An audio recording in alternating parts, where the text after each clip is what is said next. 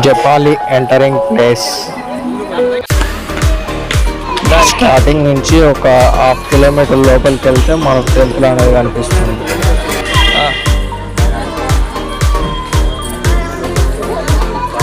నమస్కారం. జయ చంద్రబాబు జయ ఆంధ్ర. రారే రారే రారే రారే అట్లా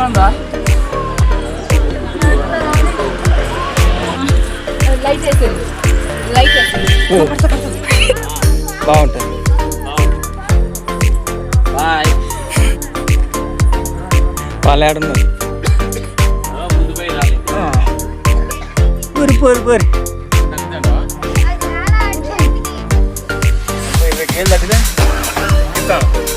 సగం తగ్గిరా ఆల్రెడీ. మొత్తం చెట్ల కాంచి వ్యూ మాత్రం చాలా బాగుంది.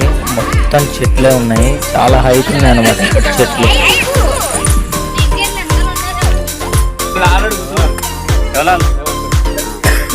న్యాచురల్ న్యాచురల్ వస్తే మంచిగా. జై తెలంగాణ. నువ్వు కూడా ఆయన చెప్పు.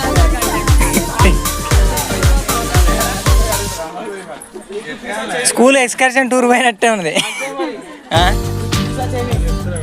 ఏయ్ అందరు వస్తారు, అలా ఆదర్శ కూడా వస్తారు.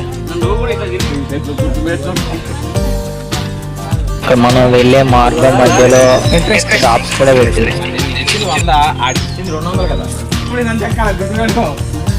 ఇప్పుడు మనం కొంచెం డౌన్ లోకి అయితే దిగుతున్నాము. ఇక్కడ కింద కనిపిస్తున్న దారి నుంచి బైక్స్ వస్తాయి అన్నమాట.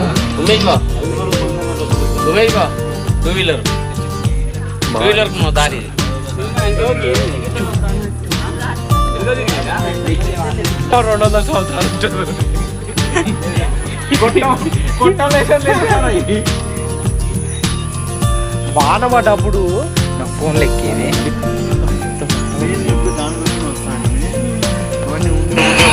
ఎవరైనా అడ్వెంచర్ చేయాలనుకున్న వాళ్ళు ఈ దారిలో నుంచి పైకి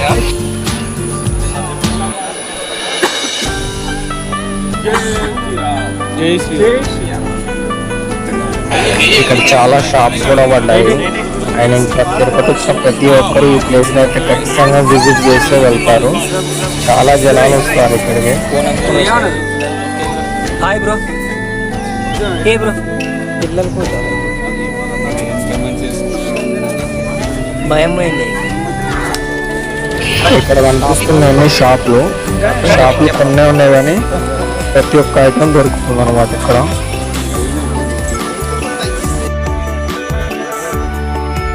ఇక్కడ వ్యూ అయితే మస్తు ఉంది. మోస్ట్ పీస్ఫుల్ ప్లేస్ అది అక్కడ కనిపిస్తుంది. ఆంజనేయ స్వామి టెంపుల్ అన్నమాట. అది చాలా పెద్దగా ఉంది. ఇక్కడ కోనేరులో వాటర్ ఎప్పటికప్పుడు మారుతూ ఉంటాయి పెరగగానే. ఈ చెట్లు చూడండి, ఇవి చాలా పెద్దవి.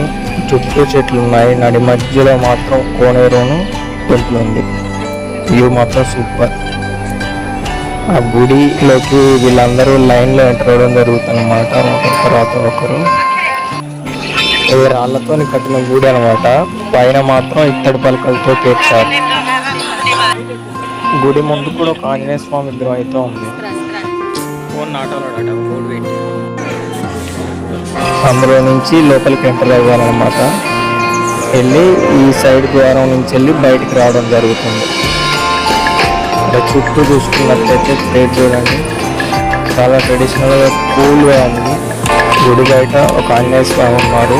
ఈ గుడి నుంచి బయటకు వచ్చాక అందరూ ఇక్కడ మొక్కుతున్నారు.